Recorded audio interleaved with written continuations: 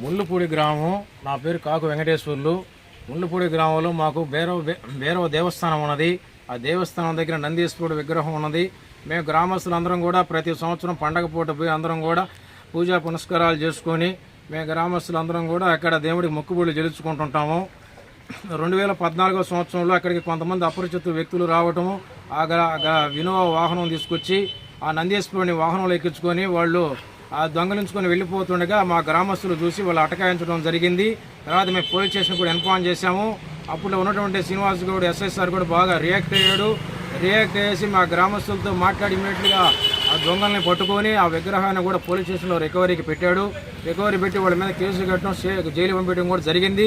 తర్వాత గ్రామస్తులు అందరం వచ్చేసారి విగ్రహాన్ని మా గ్రామంలో ఎక్కడుందో అక్కడ ప్రతిష్ఠించుకొని మేము పూజలు చేసుకుంటామని కోరటం జరిగింది.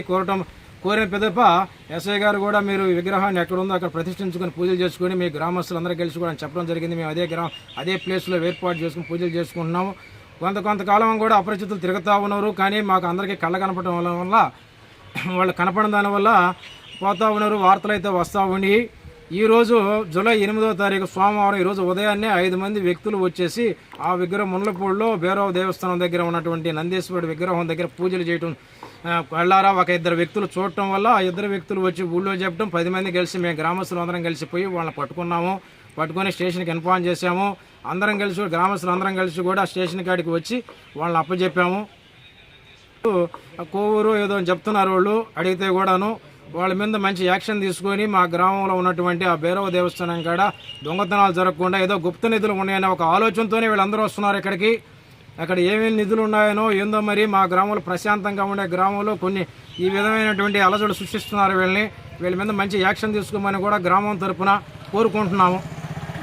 వాళ్ళ దగ్గర ఉన్నటువంటి బ్యాగుల్లో కూడా ఈ రాగి చెమ్ములు, నవధాన్యాలు, టెంకాయలు, నిమ్మకాయలు, ఏదో రోజు వాటర్స్ ఇవన్నీ వాళ్ళకి ఆ పూజకు సంబంధించినటువంటి మాకు కొన్ని విషయాలు తెలియదు. ఎన్నో పూజలకు సంబంధించినటువంటి కొన్ని వస్తువులు కూడా ఆ బ్యాగుల్లో ఉన్నాయి వాళ్ళ దగ్గర. అవి కూడా స్టేషన్లో అప్పచెప్పడం జరిగింది. వాళ్ళు మొత్తం 5 మంది వ్యక్తులను కూడా పట్టుకున్నాం. ఒక వ్యక్తి పారిపోవడం జరిగింది. 4 వ్యక్తుల్ని మేము స్టేషన్లో అప్పచెప్పడం జరిగింది.